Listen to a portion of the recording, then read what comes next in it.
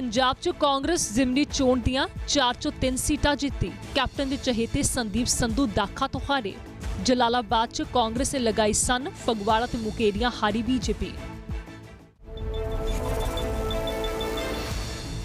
हरियाणा च किसी भी पार्टी नूं नहीं मिलिया बहुमत। बीजेपी नूं 40, कांग्रेस 31, जेजेपी 10 ते 7 आजाद उम्मीदवार जिते। सरकार बनाउण लई जोड़ तोड़ दी सियासत शुरू। महाराष्ट्र च बनेगी बीजेपी शिवसेना गठजोड़ सरकार। कांग्रेस का फिर निराशाजनक प्रदर्शन। पहला दे मुकाबले बीजेपी नूं भी मिलिया मठा हुंगारा। लांघे दे समझौते ते भारत पाकिस्तान ने कीते दस्तखत। 20 अमरीकी डॉलर फीस वाली शर्त भारत ने मन्नी। लांघे लई ऑनलाइन पोर्टल होया लॉन्च, रजिस्ट्रेशन शुरू। ड्रग तस्कर राजा कंडोला दी ईडी वालों अटैच जमीन ते उगाया गया सी झोना। ईडी ने मौके ते पहुंच के झोने दी कटाई कर वेची फसल। कंडोला कपूरथला जेल च बंद। पंजाब च जिमनी चोणां कांग्रेस तो जित गई है, पर कैप्टन हार गए ने। यानी दाखा तो कैप्टन संदीप संधू अपनी सीट हार चुके हैं, तो बाकी 3 सीटां दे उपर कांग्रेस ने जित हासिल की है।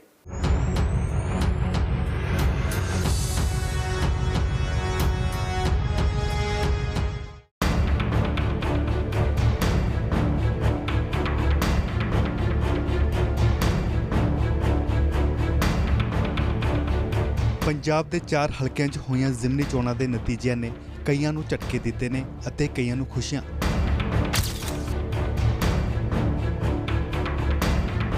विधान सभा हलका दाखा च मुख मंत्री कैप्टन अमरिंदर सिंह दे OST कैप्टन संदीप संधू चोण हार गए ने। तां उधर जलालाबाद च सुखबीर सिंह बादल के उम्मीदवार नूं भी हार का सामना करना पिया। 4 हलकों चों कांग्रेस ने 3 अते अकाली दल ने 1 सीट जीती है, जबकि बीजेपी अते आम आदमी पार्टी के हिस्से कोई भी सीट नहीं आई। देखिए, इलेक्शंस में हार जीत होती है। मैं पहले अपनी इलेक्शन 2 बार हारा हूँ जीतने से पहले, तो this is part of the game. दो उन्होंने वजीर ने, एक जलालाबाद तो एक फगवाड़े तो, दोनों हार गए। सर की कारण रहा कैप्टन संदीप सिंह संधू नूं हार मिली? की कारण है कि मैं अपनी इलेक्शन पहली हार गया सी। इन्हां चोणां दे विच विधान सभा हलका दाखा दी सब तो हॉट सीट मनी गई। इत्थे अकाली दल दे मनप्रीत याली ने 66,297 वोटां दे नाल इह सीट जीती है, जबकि कांग्रेस दे कैप्टन संदीप संधू 51,625 वोटां ही हासिल कर सके। अकालियां दा गढ़ जलालाबाद सीट भी कांग्रेस ने जित ली है। इत्थे कांग्रेस दे रामिंदर आवला 76,098 वोटां हासिल कर सके अते अकाली दल दे डॉक्टर राज सिंह 59,465 वोटां। विधान सभा हलका फगवाड़ा च कांग्रेस ने चोण समीकरण बदल दिते ने। इत्थे कांग्रेस दे बलविंदर धालीवाल 49,215 वोटां लैके जेतू रहे, जबकि बीजेपी दे राजेश बग्गा 23,099 वोटां ही हासिल कर सके। उधर मुकेरियां च कांग्रेस ने अपनी सीट बरकरार रखी है। कांग्रेस दे इंदू बाला 53,910 वोटां हासिल कर सके, जबकि बीजेपी दे जंगी लाल महाजन 50,470 ही वोटां लै सके ने। चोणां दौरान दाखा च वड्डा मुकाबला देखण नूं मिलिया सी। इत्थे मुख मंत्री दे OST कैप्टन संदीप संधू चोण मैदान च सन, तां अकाली दल दे मनप्रीत याली ने संदीप संधू नूं वड्डी टक्कर दिंदे होए चोण जीती। हालांकि चोण प्रचार दौरान अकाली कांग्रेसी वर्करां विचाले काफ़ी रौला भी रहा। चोणां वाले दिन झड़प भी हुई, गोलियां भी चलियां, जिस च अकाली दल का एक वर्कर जख्मी भी होया। चोणां खत्म होने दे नाल ही माहौल शांत हो गया सी, पर हुण चोण नतीजिਆਂ ने एक बार मुड़ तो दाखा च रौनकां लगा दित्तियां ने।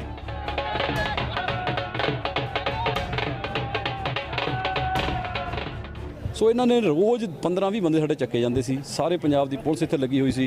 कई अफसरां ने साडा साथ भी दिता, सानू जानकारी भी दिंदे रहे, तो लेकिन ज़्यादातर ने सानू साडे वर्करां नूं बड़ा तंग परेशान किया।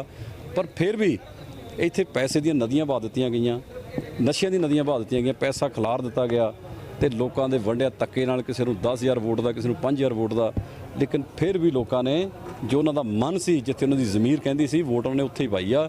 ਸੋ ਮੈਂ ਤਾਂ ਰਿਣੀ ਆ ਇਸ ਇਲਾਕੇ ਦੇ ਲੋਕਾਂ ਦਾ। ਬੀਬੀਆਂ ਨੂੰ ਕਹਿੰਦੇ ਤੁਹਾਡੇ ਨਰੇਗਾ ਦੇ ਕਾਰਡ ਕੱਟ ਦਿਆਂਗੇ, ਕਿਸੇ ਨੂੰ ਕਹਿੰਦੇ ਤੁਹਾਡੇ ਨੀਲੇ ਕਾਰਡ ਕੱਟ ਦਿਆਂਗੇ, ਪੈਨਸ਼ਨਾਂ ਕੱਟ ਦਿਆਂਗੇ। ਸੋ ਮੁਲਾਜ਼ਮਾਂ ਨੂੰ ਕਹਿੰਦੇ ਸੀ ਤੁਹਾਨੂੰ ਨੌਕਰੀ ਤੋਂ ਕੱਢ ਦਿਆਂਗੇ, ਲੇਕਿਨ ਉਹ ਪਰਿਵਾਰਾਂ ਨੇ ਫਿਰ ਵੀ ਸਾਡਾ ਸਾਰਿਆਂ ਨੇ ਸਾਥ ਦਿੱਤਾ। ਮੈਂ ਰਿਣੀ ਆ ਸਾਰੇ ਹਲਕੇ ਦੇ ਲੋਕਾਂ ਦਾ। ਜਲਾਲਾਬਾਦ 'ਚ ਅਕਾਲੀ ਦਲ ਦਾ ਉਹ ਜਲਵਾ ਦਿਖਾਈ ਨਹੀਂ ਦਿੱਤਾ ਜੋ 5 ਮਹੀਨੇ ਪਹਿਲਾਂ ਲੋਕ ਸਭਾ ਦੀਆਂ ਚੋਣਾਂ 'ਚ ਦੇਖਣ ਨੂੰ ਮਿਲਿਆ ਸੀ। ਉਦੋਂ ਸੁਖਬੀਰ ਸਿੰਘ ਬਾਦਲ ਨੇ ਇਹ ਸੀਟ 31000 ਦੀ ਲੀਡ ਦੇ ਨਾਲ ਜਿੱਤੀ ਸੀ, ਜਿਸ ਤੋਂ ਬਾਅਦ ਇੱਥੇ ਜ਼ਿਮਨੀ ਚੋਣ ਕਰਵਾਈ ਗਈ। ਪਰ ਹੁਣ ਅਕਾਲੀ ਦਲ ਵਿਧਾਨ ਸਭਾ ਦੀ ਇਹ ਸੀਟ 16633 ਵੋਟਾਂ ਦੇ ਨਾਲ ਹਾਰ ਗਿਆ। ਜਲਾਲਾਬਾਦ ਅਕਾਲੀ ਦਲ ਦਾ ਗੜ੍ਹ ਮੰਨਿਆ ਜਾਂਦਾ ਹੈ। ਪਿਛਲੇ 15 ਸਾਲਾਂ ਤੋਂ ਇੱਥੇ ਅਕਾਲੀ ਦਲ ਦਾ ਕਬਜ਼ਾ ਰਿਹਾ। ਇਹ ਸੀਟ ਜਿੱਤਣ ਲਈ ਪਾਰਟੀ ਨੇ ਦਿਨ ਰਾਤ ਇੱਕ ਕਰ ਦਿੱਤਾ ਸੀ। ਡਾਕਟਰ ਰਾਜ ਸਿੰਘ ਡੀਬੀਪੁਰ ਦੇ ਹੱਕ 'ਚ ਚੋਣ ਪ੍ਰਚਾਰ ਦੇ ਲਈ ਸੁਖਬੀਰ ਸਿੰਘ ਬਾਦਲ ਤੋਂ ਲੈ ਕੇ ਵਿਕਰਮ ਮਜੀਠੀਆ ਸਮੇਤ ਸਾਰੀ ਸੀਨੀਅਰ ਲੀਡਰਸ਼ਿਪ ਪਹੁੰਚੀ, ਪਰ ਇਸ ਵਾਰ ਲੋਕਾਂ ਨੇ ਸਿਆਸੀ ਸਮੀਕਰਨ ਨੂੰ ਬਦਲ ਹੀ ਦਿੱਤਾ। ਮੁਕੇਰੀਆਂ 'ਚ ਕਾਂਗਰਸ ਦੇ ਰਜਨੀਸ਼ ਕੁਮਾਰ ਬੱਬੀ ਦਾ ਦੇਹਾਂਤ ਹੋਣ ਕਾਰਨ ਇੱਥੇ ਸੀਟ ਖਾਲੀ ਹੋਈ ਸੀ। ਕਾਂਗਰਸ ਨੇ ਰਜਨੀਸ਼ ਕੁਮਾਰ ਬੱਬੀ ਦੀ ਪਤਨੀ ਇੰਦੂ ਬਾਲਾ ਨੂੰ ਉਮੀਦਵਾਰ ਬਣਾਇਆ, ਜਿਨ੍ਹਾਂ ਨੇ ਚੋਣ 3440 ਵੋਟਾਂ ਦੇ ਫਰਕ ਨਾਲ ਜਿੱਤੀ ਹੈ। ਬੀਜੇਪੀ ਦੇ ਜੰਗੀ ਲਾਲ ਮਹਾਜਨ ਵੀ ਇਸ ਰੇਸ 'ਚ ਲਗਾਤਾਰ ਬਣੇ ਰਹੇ। ਆਖਰੀ 5 ਰਾਊਂਡ ਦੀ ਕਾਊਂਟਿੰਗ 'ਚ ਲੀਡ ਵੱਧ ਜਾਣ ਕਾਰਨ ਜੰਗੀ ਲਾਲ ਮਹਾਜਨ ਇੰਦੂ ਬਾਲਾ ਨੂੰ ਟੱਕਰ ਨਾ ਦੇ ਸਕੇ। ਇਹਦਾ ਸਿਹਰਾ ਤਾਂ ਸਭ ਨੂੰ ਦੇਣਾ ਚਾਹੁੰਦੀ ਹਾਂ ਮੈਂ। ਸਾਰੇ ਵਰਕਰ, ਸਾਡੇ ਸਾਰੇ ਲੀਡਰ ਆਏ। ਕੈਪਟਨ ਅਮਰਿੰਦਰ ਸਿੰਘ ਜੀ, ਸਾਡੇ ਸੀਐਮ ਸਾਹਿਬ ਜੀ ਵੀ ਆਏ ਆ। ਮੁਕੇਰੀਆਂ ਰੋਡ ਸ਼ੋਅ ਕੀਤਾ ਉਹਨਾਂ ਨੇ, ਇੱਥੇ ਆਣ ਕੇ ਪਾਸਾ ਹੀ ਪਲਟ ਦਿੱਤਾ। ਲੋਕ ਬਹੁਤ ਉਹਨਾਂ ਨੂੰ ਪਸੰਦ ਕਰਦੇ ਆ। ਔਰ ਦੂਸਰਾ, ਮੇਰੇ ਸੱਸੂ ਜੀ ਨੇ ਵੀ ਬੜੀਆਂ ਲੰਬੀਆਂ ਸੇਵਾਵਾਂ ਕੀਤੀਆਂ। ਮੇਰੇ ਪਤੀ ਜੀ ਜਿਹੜੇ ਵਿੱਚੋਂ ਹੀ ਬੇਵਕਤ ਚਲੇ ਗਏ, ਔਰ ਲੋਕਾਂ ਨੇ, ਮੇਰੀਆਂ ਭੈਣਾਂ ਨੇ ਔਰ ਮੁਕੇਰੀਆਂ ਦੀ ਜਨਤਾ ਨੇ ਬਹੁਤ ਸਹਿਯੋਗ ਦਿੱਤਾ, ਮੈਨੂੰ ਬਹੁਤ ਪਿਆਰ ਸਤਿਕਾਰ ਦਿੱਤਾ। ਉਹਨਾਂ ਨੂੰ ਸੱਚੀ ਸ਼ਰਧਾਂਜਲੀ ਦਿੱਤੀ ਮੇਰੇ ਪਤੀ ਨੂੰ, ਔਰ ਮੈਂ ਜਿੱਤ ਪ੍ਰਾਪਤ ਕੀਤੀ ਆ। ਔਰ ਸਾਡੇ ਟਾਂਡਾ ਦੇ MLA ਗਿਲਜੀਆਂ ਭਾਜੀ ਔਰ ਡਾਕਟਰ ਰਾਜ ਕੁਮਾਰ ਜੀ ਔਰ ਸਾਡੇ ਦੱਤੀ ਜੀ, ਜਾਖੜ ਸਾਹਿਬ ਜੀ, ਜਿੰਨੇ ਵੀ ਇੱਥੇ ਮੰਤਰੀ ਆਏ ਆ, ਸੋਨੀ ਸਾਹਿਬ ਜੀ, ਉਹਨਾਂ ਨੇ ਬਹੁਤ ਇੱਥੇ ਮਿਹਨਤ ਕੀਤੀ ਹੈ। ਔਰ ਮੈਂ ਉਹਨਾਂ ਨੂੰ ਵੀ ਇਹ ਸਹਿਯੋਗ, ਉਹਨਾਂ ਨੇ ਬਹੁਤ ਸਹਿਯੋਗ ਦਿੱਤਾ ਇੱਥੇ ਆਣ ਕੇ, ਮੁਕੇਰੀਆਂ ਆਣ ਕੇ, ਔਰ ਮੈਂ ਉਹਨਾਂ ਦਾ ਸਾਰਿਆਂ ਦਾ ਧੰਨਵਾਦੀ ਹਾਂ, ਜਨਤਾ ਦਾ ਵੀ। ਫਗਵਾੜਾ 'ਚ ਪਿਛਲੀ ਵਾਰ ਵਿਧਾਨ ਸਭਾ 2017 ਦੀਆਂ ਚੋਣਾਂ 'ਚ ਕਾਂਗਰਸ ਦੇ ਜੋਗਿੰਦਰ ਸਿੰਘ ਮਾਨ ਬੀਜੇਪੀ ਦੇ ਸੋਮ ਪ੍ਰਕਾਸ਼ ਤੋਂ ਸਿਰਫ 1900 ਵੋਟਾਂ ਦੇ ਫਰਕ ਨਾਲ ਹਾਰੇ ਸਨ। ਜ਼ਿਮਨੀ ਚੋਣਾਂ 'ਚ ਹੁਣ ਕਾਂਗਰਸ ਦੇ ਬਲਵਿੰਦਰ ਸਿੰਘ ਧਾਲੀਵਾਲ ਨੇ ਰਾਜੇਸ਼ ਬੱਗਾ ਨੂੰ 26116 ਵੋਟਾਂ ਦੇ ਅੰਤਰ ਦੇ ਨਾਲ ਹਰਾ ਦਿੱਤਾ ਹੈ। ਪੰਜਾਬ ਮੇਲ 'ਚ ਵੇਲਾ ਹੋ ਗਿਆ ਇੱਕ ਛੋਟੀ ਜਿਹੀ ਬ੍ਰੇਕ ਦਾ। ਬ੍ਰੇਕ ਤੋਂ ਬਾਅਦ ਦਿਖਾਵਾਂਗੇ ਹਰਿਆਣਾ ਤੇ ਮਹਾਰਾਸ਼ਟਰ ਦੀਆਂ ਚੋਣਾਂ ਦੇ ਨਤੀਜੇ।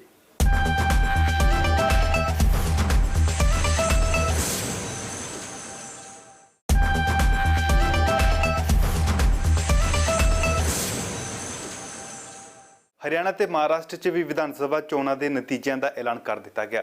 ਮਹਾਰਾਸ਼ਟਰ 'ਚ ਬੀਜੇਪੀ ਨੇ ਸ਼ਿਵ ਸੈਨਾ ਦੇ ਨਾਲ ਮਿਲ ਕੇ ਬਹੁਮਤ ਹਾਸਲ ਕਰ ਲਿਆ, ਪਰ ਹਰਿਆਣਾ ਦੇ ਵਿੱਚ ਬੀਜੇਪੀ ਇਹ ਅੰਕੜਾ ਛੂ ਨਹੀਂ ਸਕੀ।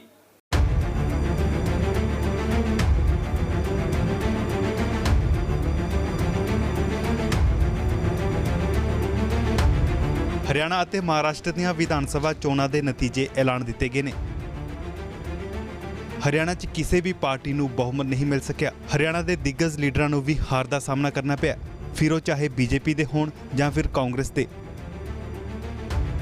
ਲੋਕਾਂ ਦਾ ਰੁਝਾਨ ਚੋਣ ਰੈਲੀਆਂ ਤੋਂ ਉਲਟ ਦਿਖਾਈ ਦਿੱਤਾ। 90 ਵਿਧਾਨ ਸਭਾ ਸੀਟਾਂ ਦੇ ਵਿੱਚੋਂ ਬੀਜੇਪੀ ਨੂੰ 40 ਸੀਟਾਂ ਮਿਲੀਆਂ, ਕਾਂਗਰਸ ਨੂੰ 31 ਅਤੇ ਜੇਜੇਪੀ ਦੇ ਹਿੱਸੇ 10 ਸੀਟਾਂ ਹੀ ਆਈਆਂ। ਹਰਿਆਣਾ 'ਚ ਬੀਜੇਪੀ ਦਾ ਸਿਆਸੀ ਗ੍ਰਾਫ ਕਾਫੀ ਹੇਠਾਂ ਜਾ ਡਿੱਗਿਆ। ਅਬ ਕੀ ਵਾਰ 75 ਪਾਰ ਵਾਲਾ ਬੀਜੇਪੀ ਦਾ ਨਾਰਾ ਵੀ ਨਹੀਂ ਚੱਲ ਸਕਿਆ।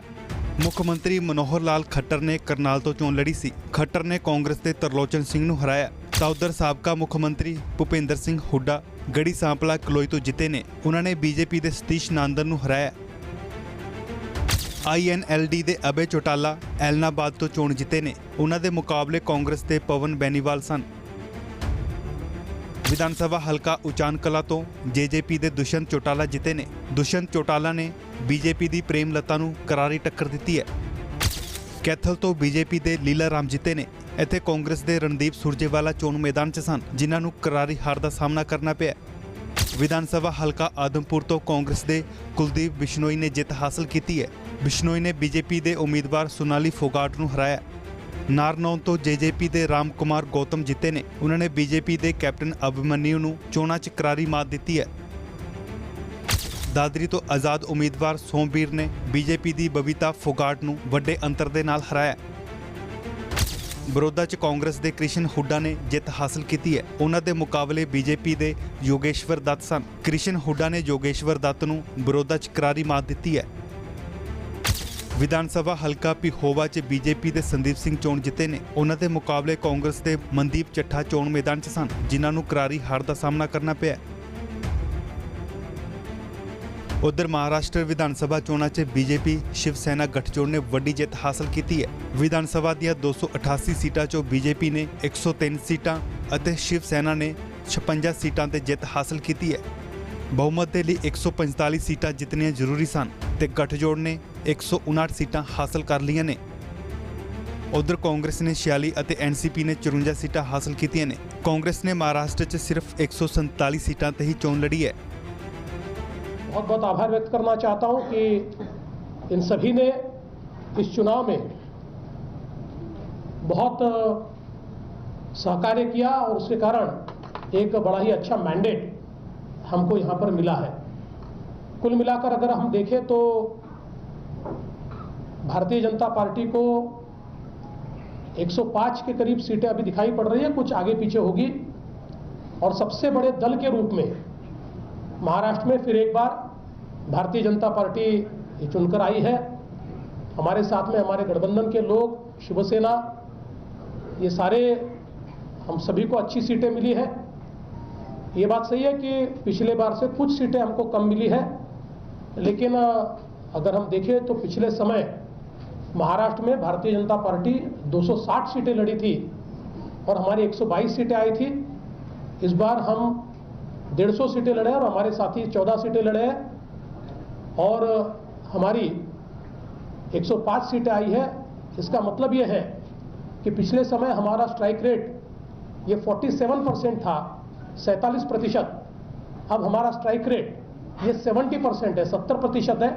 जितनी सीटें हम लड़े उसमें से 70% सीटों पर हमने विजय हासिल की है। जैसे मैंने अभी कहा कि लोकसभा का चुनाव जब होने जा रहा था उस दरमियान अमित भाई मेरे घर आए थे और हम दोनों ने बैठकर जो फॉर्मूला था वो तय किया था। अब समय आया है वो जो फॉर्मूला तय हुआ था उसके ऊपर अमल करें। तो मैं चाहता हूं कि जैसे मेरे साथ अभी मैंने कहा कि बुजुर्ग नेता सब मेरे साथ बैठे शिवसेना के, वैसे भारतीय जनता पक्ष के नेता भी बैठेंगे और जरूरत पड़े तो अमित भाई भी यहाँ आ जाएंगे और उस वक्त जो तय हुआ था उसकी याद सबको दिलाएंगे। यह कि ये महाराष्ट्र का चुनाव था और महाराष्ट्र के चुनाव में यहाँ के लोगों ने ज़्यादा जिम्मेदारी लेने की आवश्यकता थी। अभी हरियाणा में चुनाव था, मैं एक पार्टी का नेशनल प्रेसिडेंट हूँ, मैं हरियाणा में एक दिन भी गया नहीं हूँ, इसलिए वहाँ का ब्लेम मेरे ऊपर आ नहीं सकता क्योंकि लोगों को मालूम है वहाँ हरियाणा में जिनका योगदान अच्छा है, सहयोग है, लोगों से रिश्ते है, उन्होंने इसका ज़्यादा फायदा होता है और इसलिए यहाँ नहीं आए, इसलिए यहाँ कुछ नुकसान हुआ इसे लगा नहीं। यहाँ के सब कांग्रेस के नेता लोगों का सहयोग था एंड सीनियर नेशनल लेवल की लीडरशिप का हमसे अच्छी तरह से कांटेक्ट था। जी इस बार दुगना हुआ है, शायद दुगने से भी ज्यादा हुआ है सर। हरियाणा में काफी अच्छा कांग्रेस ने किया इससे हमें बहुत खुशी है क्योंकि इसका मतलब है कि हमारे संगठन थोड़ी सी उपलब्धि है। हरियाणा के लिए क्या कहेंगे मैम? अपेक्षा बहुत खुशी है हरियाणा पर भी, महाराष्ट्र पर भी।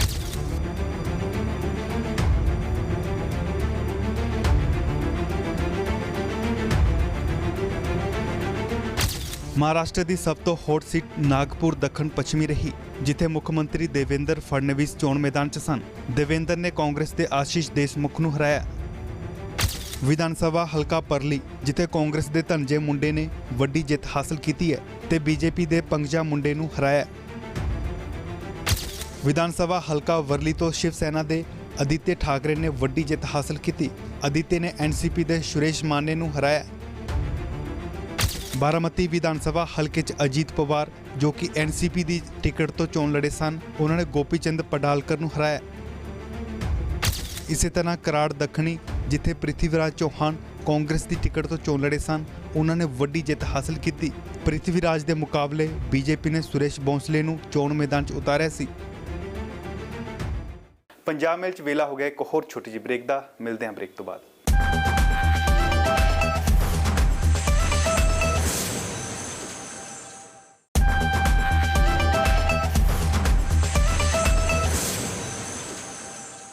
ਕਰਤਾਰਪੁਰ ਲਾਂਘੇ ਨੂੰ ਲੈ ਕੇ ਭਾਰਤ ਤੇ ਪਾਕਿਸਤਾਨ ਨੇ ਐਗਰੀਮੈਂਟ ਤੇ ਸਾਈਨ ਕਰ ਦਿੱਤੇ ਨੇ ਤੇ 9 ਨਵੰਬਰ ਨੂੰ ਲਾਂਘਾ ਖੁੱਲਣ ਜਾ ਰਿਹਾ ਹੈ।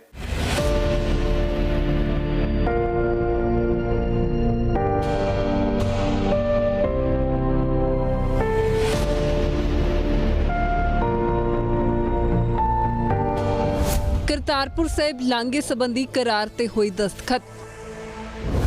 ਡੇਰਾ ਬਾਬਾ ਨਾਨਕ ਵਿਖੇ ਜ਼ੀਰੋ ਲਾਈਨ ਤੇ ਮਿਲੇ ਅਧਿਕਾਰੀ। ਹਿੰਦੁਸਤਾਨ ਪਾਕਿਸਤਾਨ ਦੇ ਅਧਿਕਾਰੀਆਂ ਵੱਲੋਂ ਐਗਰੀਮੈਂਟ ਕੀਤਾ ਗਿਆ ਸਾਈਨ। ਭਾਰਤ ਪਾਕਿਸਤਾਨ ਵਿਚਾਲੇ ਖੁੱਲ੍ਹਣ ਜਾ ਰਹੇ ਕਰਤਾਰਪੁਰ ਸਾਹਿਬ ਲਾਂਘੇ ਸੰਬੰਧੀ ਅੱਜ ਭਾਰਤ ਤੇ ਪਾਕਿਸਤਾਨ ਵਿਚਾਲੇ ਇਕਰਾਰਨਾਮੇ ਤੇ ਹਸਤਾਖਰ ਕੀਤੇ ਗਏ। ਡੇਰਾ ਬਾਬਾ ਨਾਨਕ ਵਿਖੇ ਜ਼ੀਰੋ ਲਾਈਨ ਤੇ ਇਹ ਰਸਮ ਨਿਭਾਈ ਗਈ। ਇਸ ਮੌਕੇ ਭਾਰਤ ਪਾਕਿਸਤਾਨ ਦੋਵਾਂ ਦੇਸ਼ਾਂ ਦੇ ਉੱਚ ਅਧਿਕਾਰੀ ਮੌਜੂਦ ਰਹੇ। ਅੱਜ ਦਾ ਇਹ ਦਿਨ ਇਤਿਹਾਸਕ ਹੋ ਨਿਬੜਿਆ ਕਿਉਂਕਿ ਅੱਜ ਅਧਿਕਾਰਤ ਤੌਰ ਤੇ ਦੋਵੇਂ ਦੇਸ਼ ਕਰਤਾਰਪੁਰ ਸਾਹਿਬ ਲਾਂਘਾ ਖੋਲ੍ਹਣ ਦੇ ਆਪਣੇ ਵਚਨ ਨੂੰ ਪੁਗਾਉਂਦਿਆਂ ਕਰਾਰਨਾਮੇ ਤੇ ਹਸਤਾਖਰ ਕਰ ਚੁੱਕੇ ਨੇ।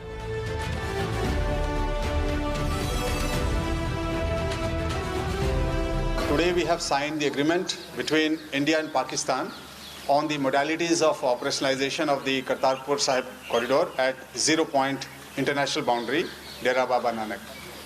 The Indian delegation was represented by Ministry of External Affairs, Ministry of Defence, Government of Punjab and Ministry of Home Affairs. All my colleagues are sitting here. As you are already aware, to celebrate the very special and auspicious occasion of the 550th birth anniversary of Sri Guru Nanak Dev Ji, the Union Cabinet had on 22nd November 2018 passed a historic resolution to celebrate this occasion in a grand and befitting manner throughout the country and across the globe. In a landmark decision, the Union Cabinet had also approved the building and development of the Kartarpur Sahib corridor, and from basically starting from Dera Baba Nanak to international boundary, to facilitate pilgrims from India to visit Gurdwara Darbar Sahib Kartarpur round the year in a smooth and easy manner. Pursuant to that decision, we have today, under a decision of Government of India, signed the agreement. Agreement ਤਹਿਤ ਦੋਵਾਂ ਦੇਸ਼ਾਂ ਵਿਚਾਲੇ ਕਈ ਸ਼ਰਤਾਂ ਤੇ ਸਹਿਮਤੀ ਬਣੀ ਹੈ ਤੇ ਪਾਕਿਸਤਾਨ 'ਚ ਦਰਸ਼ਨਾਂ ਲਈ ਜਾਣ ਵਾਲੇ ਸ਼ਰਧਾਲੂਆਂ ਨੂੰ ਇਹਨਾਂ ਨਿਯਮਾਂ ਦੀ ਪਾਲਣਾ ਕਰਨੀ ਪਏਗੀ। ਭਾਰਤ ਵਾਲੇ ਪਾਸਿਓਂ ਹਰ ਧਰਮ ਦਾ ਸ਼ਰਧਾਲੂ ਦਰਸ਼ਨਾਂ ਲਈ ਜਾ ਸਕੇਗਾ। ਲਾਂਘੇ ਰਾਹੀਂ ਯਾਤਰਾ ਬਿਨਾਂ ਵੀਜ਼ਾ ਹੋਵੇਗੀ। ਸ਼ਰਧਾਲੂਆਂ ਲਈ ਪਾਸਪੋਰਟ ਜ਼ਰੂਰੀ ਦਸਤਾਵੇਜ਼ ਹੋਵੇਗਾ। ਦੂਜੇ ਦੇਸ਼ਾਂ 'ਚ ਵਸੇ ਭਾਰਤੀ ਮੂਲ ਦੇ ਲੋਕਾਂ ਲਈ ਪਾਸਪੋਰਟ ਦੇ ਨਾਲ OCI ਕਾਰਡ ਲਿਜਾਣਾ ਜ਼ਰੂਰੀ ਹੋਵੇਗਾ। ਕੋਰੀਡੋਰ ਰੋਜ਼ਾਨਾ ਸਵੇਰ ਤੋਂ ਸ਼ਾਮ ਤੱਕ ਖੁੱਲ੍ਹਾ ਰਹੇਗਾ। ਸ਼ਰਧਾਲੂਆਂ ਨੂੰ ਸਵੇਰ ਵੇਲੇ ਜਾ ਕੇ ਉਸੇ ਦਿਨ ਸ਼ਾਮ ਤੱਕ ਵਾਪਸ ਪਰਤਣਾ ਪਏਗਾ। ਕੋਈ ਵੀ ਸ਼ਰਧਾਲੂ ਪਾਕਿਸਤਾਨ ਵਾਲੇ ਪਾਸੇ ਰਾਤ ਨਹੀਂ ਠਹਿਰ ਸਕੇਗਾ। ਸਿਰਫ ਕੁਝ ਦਿਨਾਂ ਨੂੰ ਛੱਡ ਕੇ ਕੋਰੀਡੋਰ ਪੂਰਾ ਸਾਲ ਖੁੱਲ੍ਹਾ ਰਹੇਗਾ। ਸ਼ਰਧਾਲੂ ਦਰਸ਼ਨਾਂ ਲਈ ਇਕੱਲਿਆਂ ਜਾਂ ਜਥੇ ਨਾਲ ਜਾ ਸਕਦੇ ਨੇ। ਸ਼ਰਧਾਲੂ ਭਾਰਤ ਵਾਲੇ ਪਾਸਿਓਂ ਪੈਦਲ ਯਾਤਰਾ ਕਰਕੇ ਵੀ ਜਾ ਸਕਦੇ ਨੇ। ਭਾਰਤ 10 ਦਿਨ ਪਹਿਲਾਂ ਪਾਕਿਸਤਾਨ ਨੂੰ ਸ਼ਰਧਾਲੂਆਂ ਦੀ ਸੂਚੀ ਭੇਜਿਆ ਕਰੇਗਾ। ਸ਼ਰਧਾਲੂਆਂ ਨੂੰ ਭਾਰਤ ਸਰਕਾਰ ਵੱਲੋਂ SMS ਜਾਂ ਈਮੇਲ ਰਾਹੀਂ ਯਾਤਰਾ ਤੋਂ 3-4 ਦਿਨ ਪਹਿਲਾਂ ਕਨਫਰਮੇਸ਼ਨ ਭੇਜੀ ਜਾਵੇਗੀ। ਪਾਕਿਸਤਾਨ ਵੱਲੋਂ ਗੁਰਦੁਆਰੇ 'ਚ ਸੰਗਤ ਲਈ ਪ੍ਰਸ਼ਾਦ ਤੇ ਲੰਗਰ ਦਾ ਪ੍ਰਬੰਧ ਕੀਤਾ ਜਾਵੇਗਾ। ਦੋਵੇਂ ਦੇਸ਼ ਸ਼ਰਧਾਲੂਆਂ ਨੂੰ ਹਰ ਸਹੂਲਤ ਮੁਹੱਈਆ ਕਰਾਉਣਗੇ। ਲਾਂਘੇ ਰਾਹੀਂ ਕਰਤਾਰਪੁਰ ਸਾਹਿਬ ਦੇ ਦਰਸ਼ਨ ਕਰਨ ਦੇ ਲਈ ਭਾਰਤ ਸਰਕਾਰ ਵੱਲੋਂ ਇੱਕ ਵੈਬ ਪੋਰਟਲ ਲਾਂਚ ਕੀਤਾ ਗਿਆ ਜਿਸ ਦੇ ਉੱਪਰ ਸ਼ਰਧਾਲੂ ਆਪਣੀ ਡਿਟੇਲ ਆਨਲਾਈਨ ਭਰ ਸਕਣਗੇ। ਇਸ ਤੋਂ ਇਲਾਵਾ ਪੰਜਾਬ ਸਰਕਾਰ ਵੀ ਅਜਿਹੀ ਫੈਸਿਲਿਟੀ ਸੁਵਿਧਾ ਕੇਂਦਰਾਂ 'ਚ ਦੇਣ ਜਾ ਰਹੀ ਹੈ। ਲਾਂਘੇ ਦੇ ਇਕਰਾਰ ਤੇ ਹਸਤਾਖਰ ਹੋ ਚੁੱਕੇ ਨੇ। ਹੁਣ ਮੰਨਿਆ ਜਾ ਰਿਹਾ ਹੈ ਕਿ 9 ਨਵੰਬਰ ਨੂੰ ਦੇਸ਼ ਦੇ ਪ੍ਰਧਾਨ ਮੰਤਰੀ ਨਰਿੰਦਰ ਮੋਦੀ ਕੋਰੀਡੋਰ ਦਾ ਉਦਘਾਟਨ ਕਰਨਗੇ ਤੇ 10 ਤਰੀਕ ਤੋਂ ਕਰਤਾਰਪੁਰ ਕੋਰੀਡੋਰ ਸੰਗਤ ਲਈ ਖੁੱਲ੍ਹ ਜਾਵੇਗਾ। ਉਦੋਂ ਤੱਕ ਭਾਰਤ ਵਾਲੇ ਪਾਸਿਓਂ ਕੋਰੀਡੋਰ ਦਾ ਹਰ ਕੰਮ ਮੁਕੰਮਲ ਕਰ ਲਿਆ ਜਾਵੇਗਾ। Take this opportunity to just emphasize that on our side, all the required infrastructure, the highway and the passenger terminal building are on schedule. In fact, they are nearing completion for timely inauguration of the Kartarpur Sahib corridor. ਖੁਸ਼ੀ ਦੀ ਗੱਲ ਅੱਜ ਇਹ ਵੀ ਹੈ ਕਿ ਲਾਂਘੇ ਰਾਹੀਂ ਦਰਸ਼ਨਾਂ ਲਈ ਜਾਣ ਵਾਲੇ ਸ਼ਰਧਾਲੂਆਂ ਲਈ ਅੱਜ ਤੋਂ ਆਨਲਾਈਨ ਰਜਿਸਟ੍ਰੇਸ਼ਨ ਵੀ ਆਰੰਭ ਦਿੱਤੀ ਗਈ ਹੈ। ਹੁਣ ਕੋਈ ਵੀ ਵੈਬ ਪੋਰਟਲ ਜ਼ਰੀਏ ਅਪਲਾਈ ਕਰ ਸਕੇਗਾ ਤੇ ਬਿਨਾਂ ਕਿਸੇ ਫੀਸ ਤੋਂ ਅਪਲਾਈ ਕੀਤਾ ਜਾ ਸਕੇਗਾ। We are very happy to inform you that for registration of the pilgrims, online portal prakashparb550.mha.gov.in has gone live today. In fact, it's already live. We'll give you a short demo also here. So this is a facility through which all desirous pilgrims can register online and opt for days of travel. If the slot is available, they can choose their date of travel and will facilitate the rest of the passage. A pilgrim may register online on this portal and exercise his or her choice of travel on any day whenever the slot it shows availability of slot. So obviously it's a first come first served basis like any public portal. Pilgrims will be informed by SMS, which is mandatory, and email. If they have given an email, they'll also get an email about confirmation of the date of travel 4 days ahead of the travel. ਉਧਰ ਸੰਗਤ 'ਚ ਵੀ ਇਸ ਗੱਲ ਦੀ ਖੁਸ਼ੀ ਹੈ ਤੇ ਹਾਂ ਪੱਖੀ ਕਦਮਾਂ ਲਈ ਦੋਵਾਂ ਦੇਸ਼ਾਂ ਦਾ ਧੰਨਵਾਦ ਕੀਤਾ ਜਾ ਰਿਹਾ ਹੈ। ਆਨਲਾਈਨ ਰਜਿਸਟ੍ਰੇਸ਼ਨ ਸ਼ੁਰੂ ਕਰ ਦਿੱਤੀ ਗਈ ਹੈ। ਅਜਿਹੇ 'ਚ ਬਹੁਤ ਸਾਰੇ ਲੋਕ ਅਜਿਹੇ ਵੀ ਹੁੰਦੇ ਨੇ ਜੋ ਖੁਦ ਆਨਲਾਈਨ ਅਪਲਾਈ ਕਰਨਾ ਨਹੀਂ ਜਾਣਦੇ ਹੁੰਦੇ। ਅਜਿਹੇ 'ਚ ਪੰਜਾਬ ਸਰਕਾਰ ਵੱਲੋਂ ਸ਼ਰਧਾਲੂਆਂ ਲਈ ਖਾਸ ਸੁਵਿਧਾ ਦੀ ਵਿਵਸਥਾ ਕੀਤੀ ਗਈ ਹੈ। ਸ਼ਰਧਾਲੂ ਸੁਵਿਧਾ ਕੇਂਦਰ ਤੇ ਜਾ ਕੇ ਵੀ ਅਪਲਾਈ ਕਰ ਸਕਣਗੇ। State government has shared a list of e-seva ਕੇਂਦਰ ਜੋ ਸਾਡੇ ਸੁਵਿਧਾ ਕੇਂਦਰਸ ਹੈ ਉਹਨਾਂ ਦੀ ਲਿਸਟ ਗਵਰਨਮੈਂਟ ਆਫ ਇੰਡੀਆ ਨਾਲ ਸ਼ੇਅਰ ਕੀਤੀ ਹੈ। ਵੈਬਸਾਈਟ ਤੇ ਅਵੇਲੇਬਲ ਹੋਏਗੀ। ਅਗਰ ਕੋਈ ਫਾਰਮ ਭਰਨਾ ਜਿਸ ਨੂੰ ਨਹੀਂ ਆਉਂਦਾ ਅਸੀਂ ਉਹ ਸੁਵਿਧਾ ਕੇਂਦਰ ਤੇ ਫੈਸਿਲਿਟੀ ਦੇਵਾਂਗੇ ਕਿ ਉੱਥੇ ਜਾ ਕੇ ਆਪਣਾ ਪਾਸਪੋਰਟ ਦਾ ਡਿਟੇਲਸ ਵਗੈਰਾ ਜੋ ਡਿਟੇਲਸ ਹੈ ਉਹ ਦੇ ਕੇ ਉੱਥੇ ਉਹਦਾ ਫਾਰਮ ਜਿਹੜਾ ਭਰ ਕੇ ਆਨਲਾਈਨ ਉਹਨੂੰ ਅਪਲੋਡ ਕੀਤਾ ਜਾਏਗਾ। ਭਾਰਤ ਵਾਲੇ ਪਾਸਿਓਂ ਜਾਣ ਵਾਲੇ ਸ਼ਰਧਾਲੂਆਂ ਨੂੰ ਆਨਲਾਈਨ ਰਜਿਸਟ੍ਰੇਸ਼ਨ ਤੋਂ ਬਾਅਦ ਕਲੀਅਰੈਂਸ ਮਿਲਣ ਤੇ ਇਲੈਕਟ੍ਰੋਨਿਕ ਟਰੈਵਲ ਆਥੋਰਾਈਜ਼ੇਸ਼ਨ ਦਿੱਤੀ ਜਾਵੇਗੀ। Additional feature which we have added so that to help the pilgrims that an electronic travel authorization will be generated. So intimation will be given to you through SMS. The link will be sent to SMS. If you have given an email, the ETA, the electronic travel authorization, will also be sent to you as an attachment along with information that if you wish, you can download it from the portal itself. So the convenience is that a pilgrim will be easily identifiable. He has this authorization. He can directly go to our passenger terminal building at the counter along with this ETA and of course the valid passport. And in case of persons of Indian origin, the additional OCI card. So this is all you need to carry: your passport and the ETA on the date of travel. So this facility is available and I encourage all of you to use it. Punjab ਮੇਲ ਦੇ ਵਿੱਚ ਫਿਲਹਾਲ ਇੰਨਾ ਹੀ। ਦੇਸ਼ ਤੇ ਦੁਨੀਆ ਦੀ ਹਰ ਵੱਡੀ ਖਬਰ ਲਈ ਤੁਸੀਂ ਬਣੇ ਰਹੋ ABP ਸਾਂਝਾ ਦੇ ਨਾਲ।